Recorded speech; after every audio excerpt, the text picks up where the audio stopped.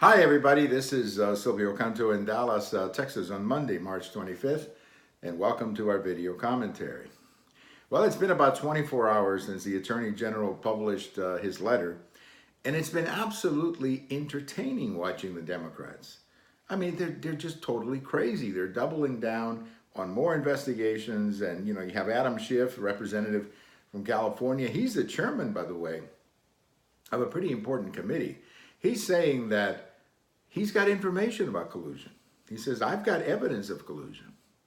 The only problem is that if he had evidence of collusion, why didn't he share that with the Mueller investigation? Why didn't he call Mr. Mueller on the phone and say, look, Mr. Mueller, before you wrap it up, let me share this with you. I'm sure that Mr. Mueller would have loved to see it. I'm sure the people in that investigation would have loved to see it. But the bottom line is that despite the fact that this investigation investigated 500 or interviewed 500 witnesses, issued something like 2,800 subpoenas, despite all of that, there's no collusion. And the Democrats are acting like, well, we've got evidence. We know we've got the evidence. Well, if they have the evidence, don't you think we need to know? I mean, why not put it out there? Why not put it out there so all of us can see it? Let's see the evidence. Now, the other big, talking point, of course, is that they want the report to be made public. Look, I want the report to be made public. President Trump said he wanted the report to be made public. The reason it can now be made public right away, or it takes a little bit of time, is because it has to be redacted. Some people have to be protected. There are people, particularly since this was an investigation having to do with another country, I'm sure that there are some sources that they want to protect. They don't want to put this out there and hurt those sources, or in some cases, potentially put their lives in jeopardy, particularly if they work in other countries. So I think that eventually this report's going to come out. I think eventually the whole thing's going to be released. And, I'm okay with that. I want everything out. I believe that transparency is the best disinfectant, as I think somebody said many years ago. But to see the Democrats react to all of this is so entertaining. So my message to the Democrats is, look, keep investigating Trump. Just keep doing it.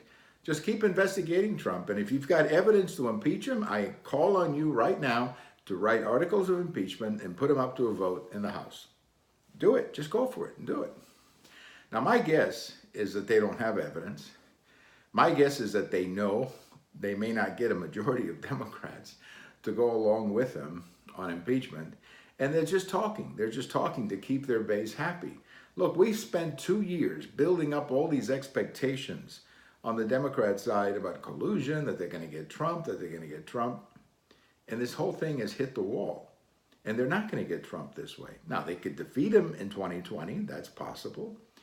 But I think this is going to make Trump even stronger politically. But, look, everybody's beatable if you have the right candidate to run against them. But I would encourage the Democrats to keep on investigating. Just keep on investigating and see what happens. And if you've got evidence of collusion, I think you owe it to the country to come out and say, we've got the evidence, Mr. Mueller was wrong. If you have that, bring it out and let us see it. My guess is that they don't have it. My guess is that this is just a lot of hot air. But, I'm willing to listen if you've got the evidence, and I think most Americans are willing to listen too.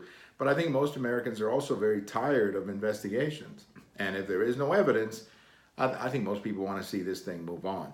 End it and move on. That's what I think most people want to see. Well, thank you for watching. We have all of these on YouTube, on Twitter, and on my blog. And if today's your birthday, happy birthday. Bye-bye, everybody.